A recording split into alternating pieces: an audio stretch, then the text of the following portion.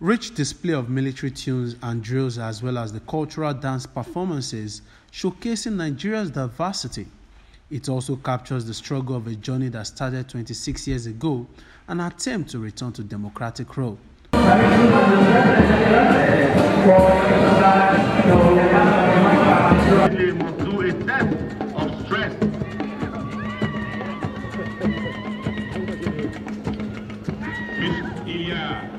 The struggle for democracy soon paid off in May 1999 with the election of President Olusegun Obasanjo.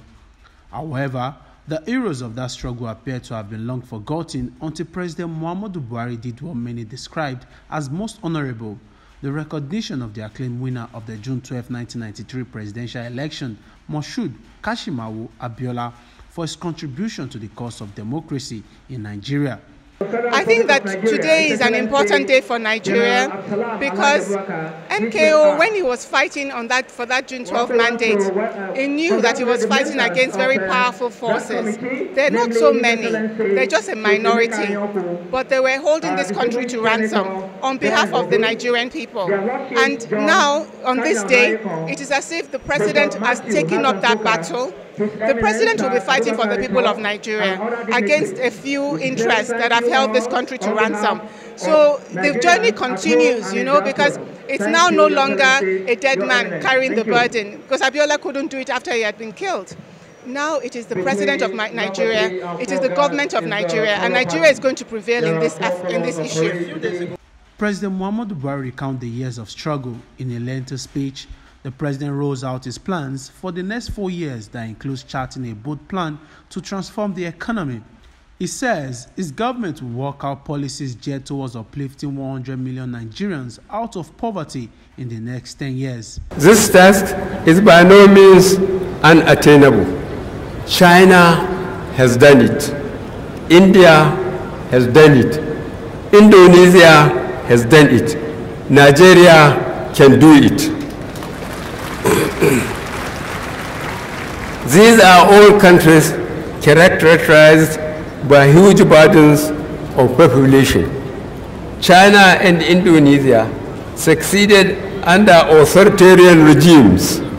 India succeeded in a democratic setting.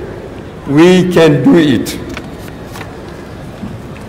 With leadership and sense of purpose, we can lift 100 million Nigerians out of poverty in 10 years.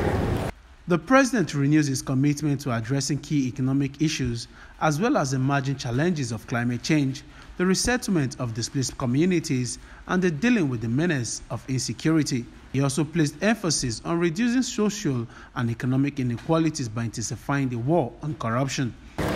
Over the next 4 years, we are committed to assembling a strong team of Nigerians and allies to implement our transformative plans and proposals.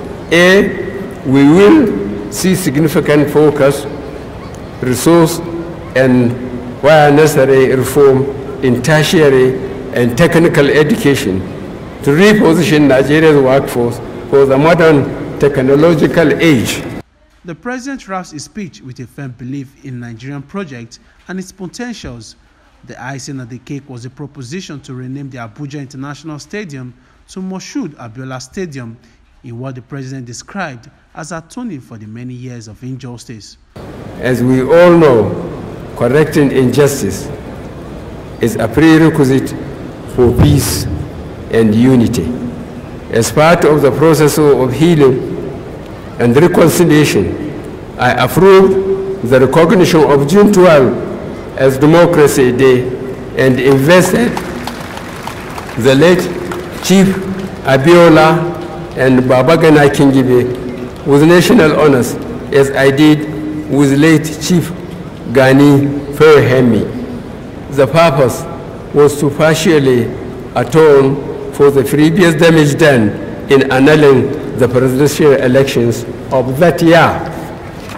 Today, I propose the renaming of the Abuja National Stadium henceforth it will be called MKO Abiola National Stadium. At the end of the Democracy Day celebration, with a mind of justice served for the recognition of his father, son of late MKO Abiola urges Nigerian leaders to work together to end the crisis bedeviling the nation. As long as our leadership come together and lead a team called Nigeria, all the conflicts, all the killings must stop. If there is no more Nigeria tomorrow, this day becomes insignificant. Today is what it is today because people voted across Nigeria as one Nigeria, irrespective of religion. And that's why we have this day today. We must not lose that. We had a Muslim ticket. We had somebody vote for somebody viewed to be a true Nigerian, a tribalized Nigerian. And we had a situation where across the board, barracks, schools, countrywide, they voted for a Muslim ticket. We have lost that in the last 26 years. We have to come back to that now. All our leaders, irrespective of your political inclination, irrespective of your religion, under the leadership of the present president and the vice president, to come together and hold this body together as one. Without that, this day becomes irrelevant.